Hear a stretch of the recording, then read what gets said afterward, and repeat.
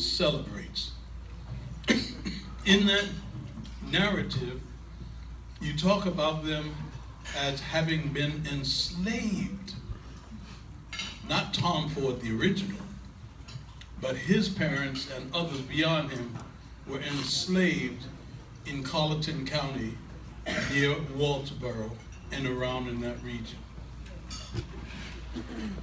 We know that all up and down this coast, Africans were captured, chained and bound, and made to work for almost 200 years without compensation.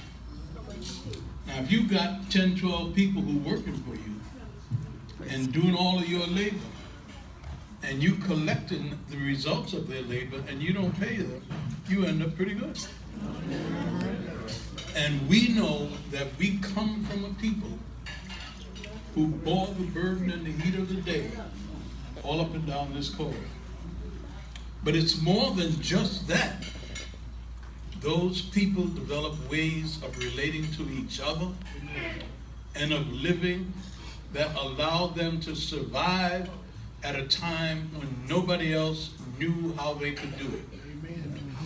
I won't get into a long talk about it, but when we look at the data, we find that in 1870, just a few years after the Civil War, and when Tom Ford was born in 1867, you take a place like Hilton Head Island. You know Hilton Head Island? Yes. There was something like 10 or 12 white people on that island and 3,000 blacks. Now, when we study the whole area, we find that story repeatedly. Blacks were the majority in South Carolina from 1720 until 1920. Hallelujah. Black visionaries established mandatory public education. Hallelujah. In South Carolina, and it extended to all of the United States. Mandatory education. We knew the importance of overcoming the conditions under which we had been enslaved. So in honor of your ancestors and the many others who bore the burden and the heat of the day, Representative James Clyburn from South Carolina got Congress to establish a corridor that recognized from Wilmington, North Carolina to St. Augustine, Florida. Yes. All along this coast, North Carolina, South Carolina, Georgia, and Florida, and 30 miles inland were communities of the children and descendants of the enslaved. And in those communities, people developed the capacity to live and know one another in a way that allowed them to survive.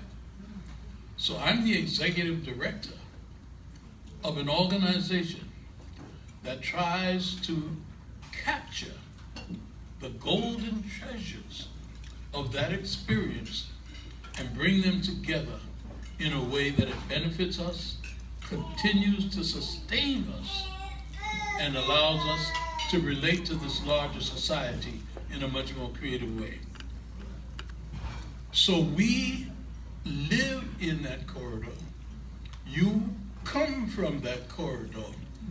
And in your celebrations, you honor the culture that has created you and your descendants. And in our work, we try to honor that. So in my work, we've developed a number of programs. One that is beginning to rise very rapidly is celebrating Emancipation Day. Y'all know when Emancipation Day is? You know what the date is? January 1st. January 1. In the Sea Islands, in Buford, the enslaved or formerly enslaved began a major celebration of the Proclamation of Emancipation. But it came after Watch Night. Now you know Watch Night. Yeah. And we know what Watch Night is about. And so we're now coupling again from our history that Watch Night thank you service with Emancipation Day celebration. And if you look on our website, you'll see we're beginning in this way. We've begun to try and capture family treasures and family stories. And had we been a little bit further along, we would have worked with Dr. Scott and your family to capture your treasures. Hopefully the next time we will be able to do so, because you have a lot of wisdom. Yes. You have a lot of knowledge and understanding. And there are other programs designed to promote education, economic development, and most of all, holding on to the land. Because the land is the foundation for the establishment of families. And those families and religion and spirituality are what make this whole thing work. So the Gullah Geechee Cultural Heritage Corridor Commission is working from St. Augustine, Florida to Wilmington, North Carolina, all of the island communities and coastal communities up to 30 miles inland. And we are so proud to be able to do this work. In closing, I just want to say one more thing about this in terms of how we see it. We see the family as fundamental to our survival. Yes. We learn how to survive as a family. I stood around here just this evening and I heard people talking about, well, you family. You family. They weren't talking about blood kin, they were talking about the association of one person to another and incorporating that one person into the larger group. We know how to survive.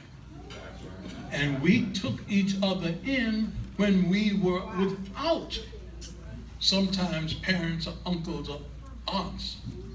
We took care of one another. You went fishing, you come out the water with your fish, you got to go by somebody's house and help the elderly. You can't go home until you go by and share. Always sharing. Those traditions we take for granted. And we think they're wonderful, but we are trying to preserve them in ways that people don't understand. And at some point, we hope you will look at us carefully, look at the work we're doing, share your stories with us, and hear our stories as we share them with you. But most of all, we are so glad to be here with you.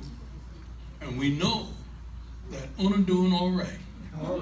And as long as you're doing all right, we're going to continue to go forward. And as we go forward, the spirit of those ancestors who lay in graves, some unmarked, that spirit is here in this room and is with us, and we will carry it forward. I want to thank you for this opportunity to be here, to welcome you this evening, and I hope you have, and I know you will have, a wonderful celebration of a wonderful family. And I want to thank all of you, the elders and the young people. Thank you so much for allowing us to be a part of this gathering. Thank you. Amen.